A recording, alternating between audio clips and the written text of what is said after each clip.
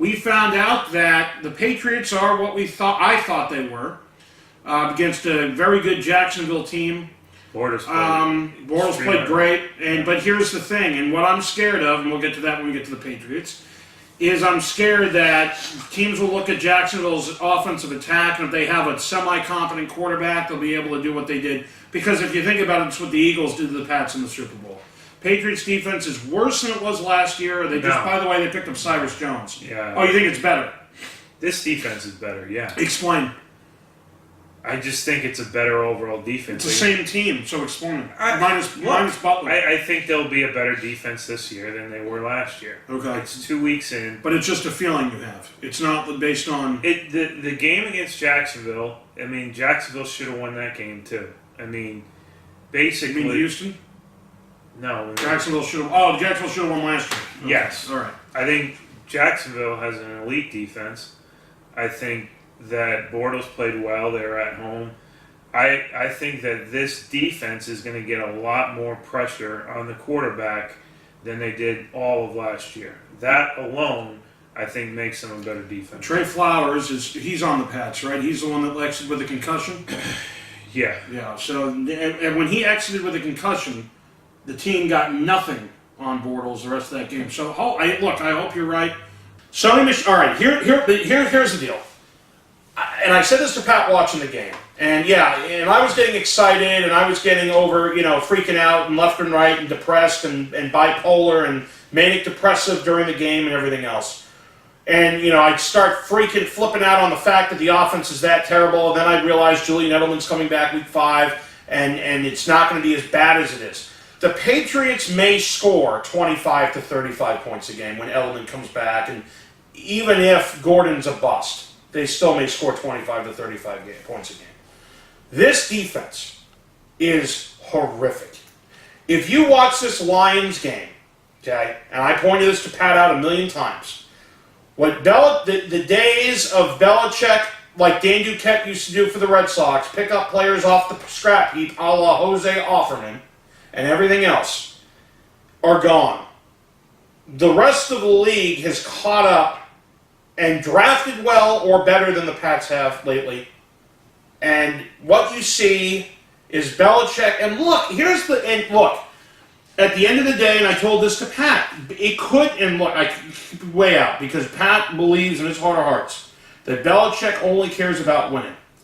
But I think Belichick at some point is the type of guy that holds a grudge no matter what.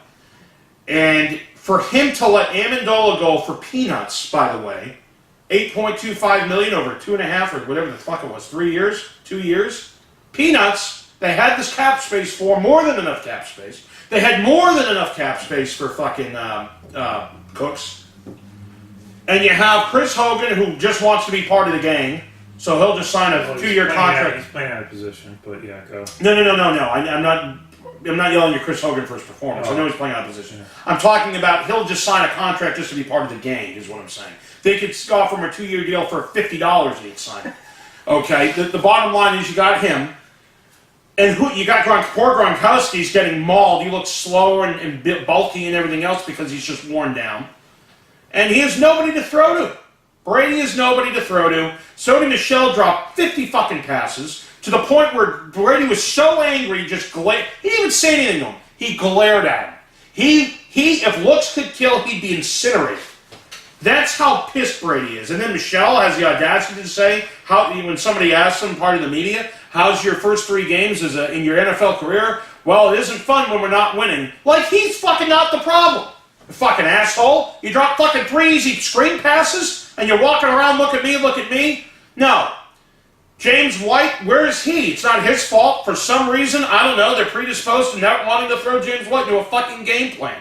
Makes no sense. Maybe they're just praying to God they don't want to get James White injured, so they're hoping they can win with all the other scrubs. Because then if they start putting James White as a featured player, then if he gets injured, it's really bad. But if you watch the Patriots defense, getting back to my original point, they have people such as, okay, here we go, Danny Shelton, who they picked up from the Cleveland Browns free agent. Okay, Danny Shelton, and I'm no svelte person, But Danny Shelton, his flab is falling out of his jersey to the point where it's just all over the place. And not only is it all over the place, he's running around like he's making 70 tackles a game. He's nowhere even near the play. He's diving for people. The play's all the way down the 30-yard line. He's diving. What are you diving for? So people can get confused watching the tape and thinking you're running around and doing shit? There's something wrong with Dante Hightower. He's not as fast as he used to be. Either he aged terribly quick or he's still injured and he's got something wrong with him, but he's toughing it out. Bentley's on IR, the guy who actually intercepted the ball me and Pat had never heard of. He's on IR. Jason McCourty, they got his brother, Jason McCourty, who's who they picked up, right? Yeah, Devin was already with the team. Jason has seen his best days past him. Look, it's so bad that Eric Rowe is the savior of the Pats defense, and that's what at least. And I don't know how many times I fucking screamed at Collinsworth for being I just wanted to punt. I don't mind Collinsworth at all, but he was just stabbing. What is he, Phil Simms? He's stating things that are just so asinine. Man, the Patriots really miss Eric Rowe. He's a shutdown corner. Shutdown corner? When on earth has Eric Rowe ever been a shutdown corner? Did you see the Super Bowl? He played well in the Super Bowl. He passes over his head. There's articles written about Rowe. There's one. He had one pass that he got beat on, and after that he played real well in the Super Bowl. You can look up the articles. Jonathan Jones, horrible. Yeah, he's Dietrich Wise Jr. Look, for a guy who he played well, but the second I'm not. Calm down. Calm down. You jumped the gun without hearing what I was saying. Oh, I had heard that. Dietrich Wise Jr. is the guy who is trying to pump the defense up. That's sad. That's my point. When you have a guy who you've never heard of, kind of, or is a rookie, what is he, second year in the league? I don't know. Dietrich Wise Jr. is the guy trying to pump. You know who should be pumping the defense up? Stephon Gilmore. You know who should be pumping the defense up? Hightower. Devin McCourty. Even Lawrence Guy. Even Kyle Van Noy. But I don't know if it's we talked about this. Flores, they're playing zone. Every quarterback's annihilating them. They're running the ball to the outside. The Patriots have nobody fast enough to do anything about it. And it's dink and dunk, an 8-yard gain there, and a 13-yard gain here, and finally we're 3rd and 11, 27-yard gain over here, and nobody's near the ball. Miscommunications with Gilmore and McCourty in the thing. This team, even if the Pats could score 25 points, they're going to lose. It's been 2 weeks. And you heard the audio.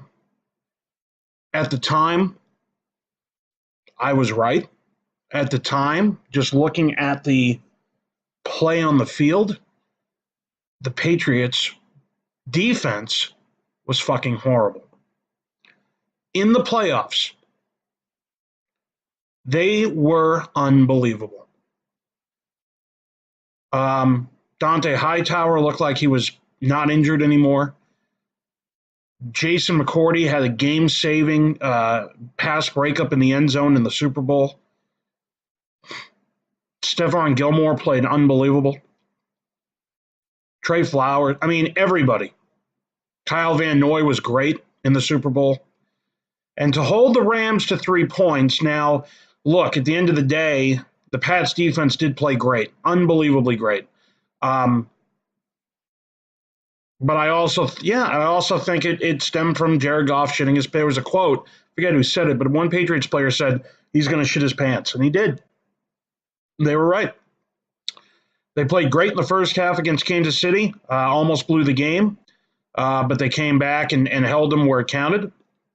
Played great against the Chargers, unbelievable. Again,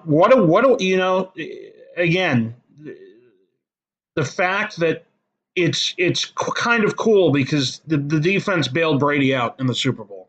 Whereas last year, Brady threw for 505 yards, scored 33 points, and lost. for us to win. Huge win, one of the best Super Bowls I can remember, not because of the Super Bowl play, but because of the fact that the entire year the Pats were one of the worst Pats teams I've ever seen in a long time.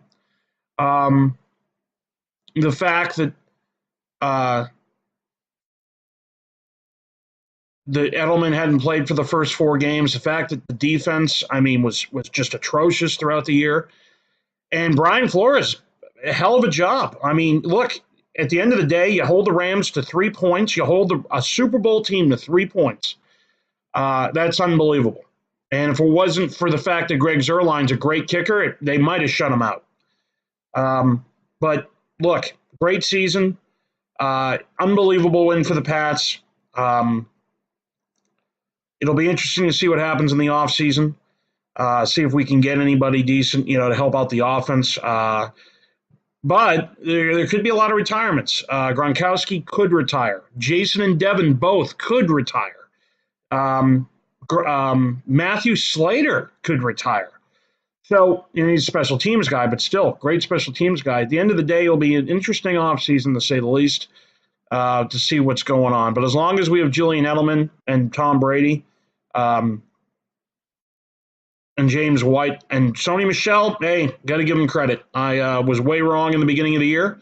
Way wrong. I think one of the quotes was, I think he's going to be one of the biggest busts ever. And so far I'm wrong. So far he played great. Unbelievable. Great job. So, look, I'm one of the million people that counted the Pats out. But I only counted them out based on the play on the field. So, now, for what you guys give a shit about. Okay, I got a lot of emails. When are the gift cards coming? Blah, blah, blah. So here's how this is going to work. What I'm going to do is I'm going to take care of the winners first. And then most likely I'm going to get 3 people a month their prizes. And it'll go, obviously the winners. So I don't think I have the final football standings in front of me. But, I might. Yeah,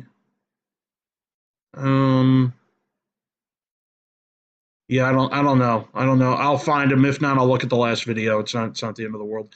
But, yeah, so 3 people a month I'm going to take care of. So for the first month, meaning February, this month, the 2 winners will get their money. Now, you have a choice. I can either PayPal you the money or I can give you gift cards, whatever you'd prefer. So pick one or the other. Now, here's how this is going to work. You are going to have every month, I'm going to, or not every month, what you're going to do right now is if you've won gift cards, you're going to comment, you're going to email me at andyvhb@aol.com. Okay, that's what you're going to do. You're going to email me at andyvhb@aol.com. In the heading, you're going to say gift cards. That's all you got to put. So email me, andyvhb@aol.com. In the heading, put gift cards. And then I'm going to email you back. And I'm going to email you back a code word. It's going to be different for everybody. And then on this video, you're going to comment in the comment section the code word. That way I know it's really you. So email me, andyvhb@aol.com if you've won gift cards. And what you're going to do is you're going to, in the body of the email, say who you are on YouTube, who you are in real life, name. And then if you'd prefer PayPal, give me your PayPal email address. And if you'd prefer gift cards, you're going to have to give me your mailing address. Okay? And then what I'm going to do is I'm going to email you back a code word. And then all you got to do is put the code word in the comment section below this video. That's how I know it's really you.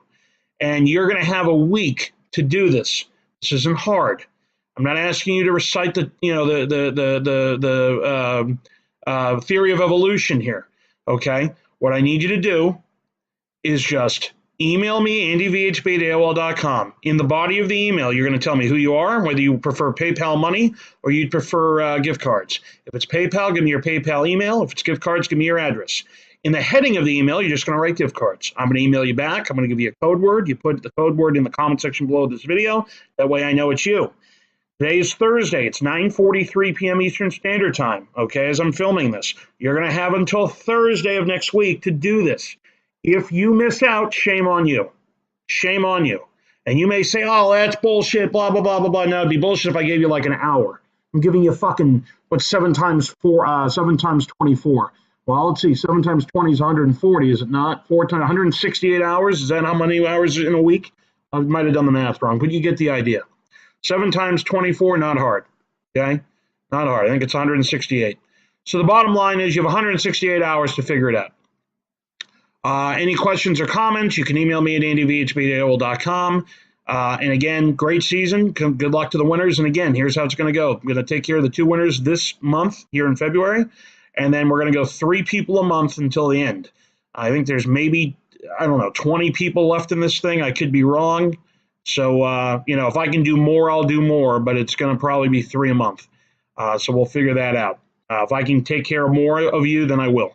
But that's what we're going to do. So thanks for playing, guys. Look forward to next season. And as far as what's going on the channel now, Kingdom Hearts 3 uploads are going to be uploaded, so you're going to see more of that gameplay. And I'll probably do a review a little later, but I'm not. Well, suffice to say, I was let down. And then I'm going to do, I think, a Mortal Kombat collection video. There's a YouTube guy out there named 616 Productions, I think, or 616 Entertainment. And he did a pretty damn good job. He did the history of Mortal Kombat, including recently announced MK11. I think I'm going to do a video collection of my Mortal Kombat collection and not only show it to you guys, but also upload it and have him take a look. So that'll be cool to see. And Dead or Alive 6 comes out March 1st, so I'll be uploading that. That'll probably be very easy.